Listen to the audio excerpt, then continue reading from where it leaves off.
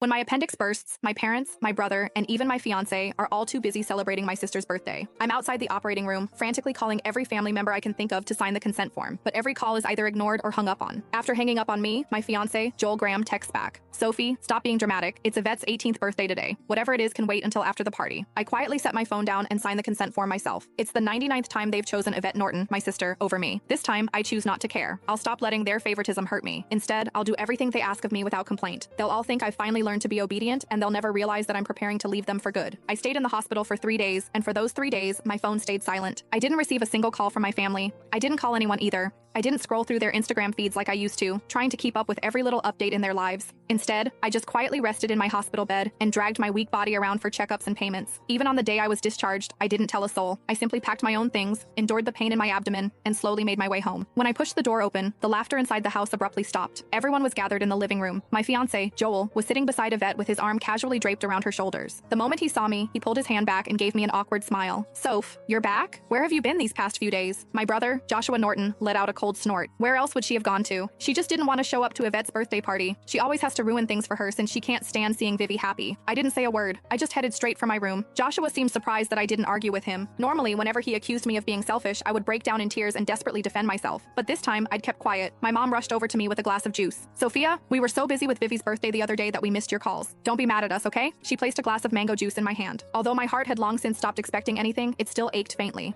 I was allergic to mangoes, but Yvette loved them. There was always mango-flavored food and drinks in the house because of that. But no matter how many times I reminded them, no one ever remembered that I couldn't have mangoes. I handed the glass back to Mom and quietly stepped back. "I'm not mad. I'll just go to my room." Just as I turned around, a loud noise came from the living room. Dad abruptly stood up and slammed his hand on the table. He screamed, "Why have you been walking around with that sour face ever since you came in? Your mother already apologized and even gave you your favorite drink. What's with that attitude? It looks like we've spoiled you too much." My heart twisted, and even breathing hurt. Tears blurred my vision, but I still lifted the glass from Mom's hand and drank it all in one go. I then gently set the empty glass down and wiped away my tears. I calmly looked at Dad. "Yvette's the one who likes mangoes. I'm allergic to them, but it doesn't matter. I already drank it all. Can I go to my room now?" "Sophia, why didn't you say something earlier if you were allergic to it? Who told you to drink it? You're so stubborn." Mom panicked and quickly patted my back. Dad looked embarrassed, but he still harshly replied, "You could have just explained yourself. You've always had that unlikable attitude. You're nothing like Vivi. She knows how to communicate." Yvette's voice drifted over from the couch. "Dad, don't say that about Sophia. You'll make her sad." She sounded gentle, but the smugness in her eyes was impossible to hide. Yvette had always used my dullness to highlight her perfection. No matter what it was, she loved comparing herself to me. She would only be satisfied when she got to trample me. I should have felt hurt, but my heart only felt numb. Even when faced with such humiliation, I felt no emotions anymore. "I'm sorry," I said. "It won't happen again." The moment the words left my mouth, everyone in the room stared at me in shock. My obedience caught everyone off guard. After a brief silence, Dad finally said, "That's more like it."